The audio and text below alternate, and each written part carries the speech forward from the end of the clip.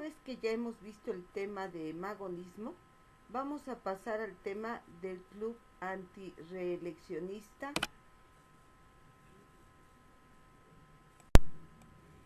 Este club antireeleccionista, llamado Melchor Ocampo, fue fundado en 1902 en Chantalpa, Tabasco. Fue el primer grupo tabasqueño organizado que protestaban contra la dictadura porfirista. Su objetivo era sostener los principios liberales de los hermanos Flores Magón. Su vida fue corta debido a los embates públicos, pero sembraron la semilla del descontento y empezaron las manifestaciones y actividades revolucionarias, y estas fueron en crecimiento. En 1908, la revista Tabasco, el doctor Manuel Mestre publicó los planes de la Noria y de Tustepec, mismos que estaban prohibidos que se hablaran de ellos, sobre todo del antireeleccionismo.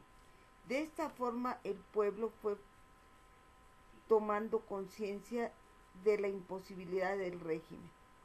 En 1909 se empezaron a consolidar como grupos opositores. El grupo gutierrista, liderado por Ignacio Gutiérrez Gómez, fue una de las principales fuerzas de la revolución en Tabasco.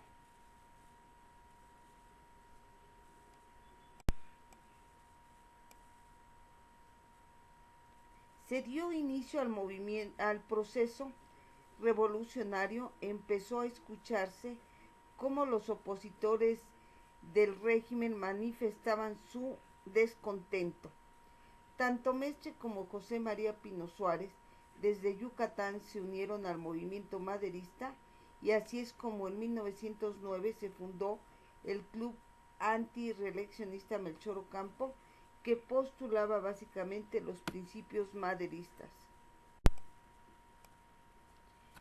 Entre tanto se dio una entrevista, don Porfirio Díaz otorgó una entrevista a Díaz Jem Krilman.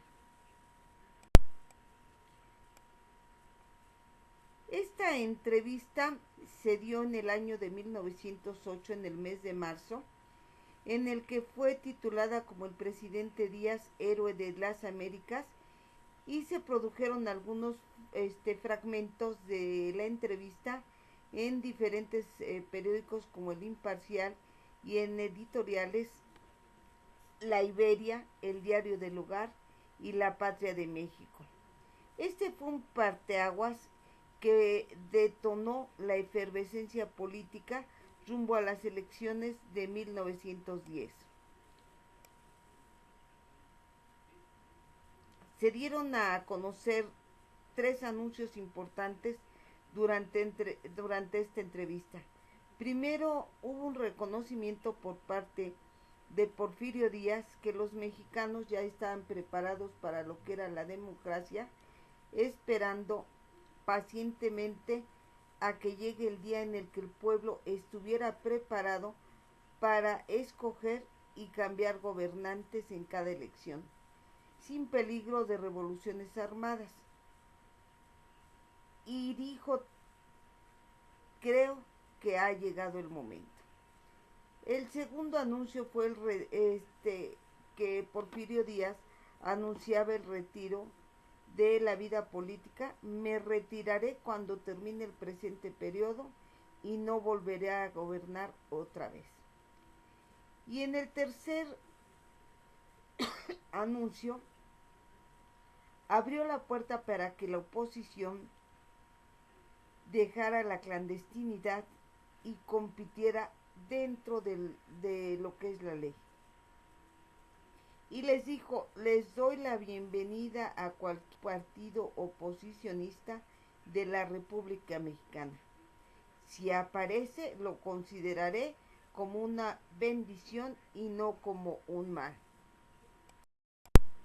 Obviamente esta entrevista trajo consecuencias, Dichas declaraciones provocaron agitación en la élite porfirista y en la clase media urbana. También se reactivó con esto la pugna que ya existía entre los grupos que apoyaban al general Bernardo Reyes y el grupo de los científicos, que era encabezado por José Limantur. Tanto los reyistas como los científicos consideraban que la entrevista abrigaba esperanzas para llegar al poder una vez que se retirara Porfirio Díaz.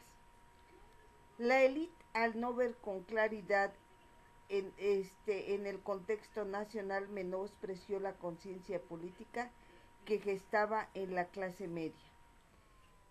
Se desata el movimiento en 1910. Bernardo Reyes y su grupo se empezaron a organizar para lanzarlo como candidato a la vicepresidencia. Sus partidarios se unieron a Francisco I. Madero.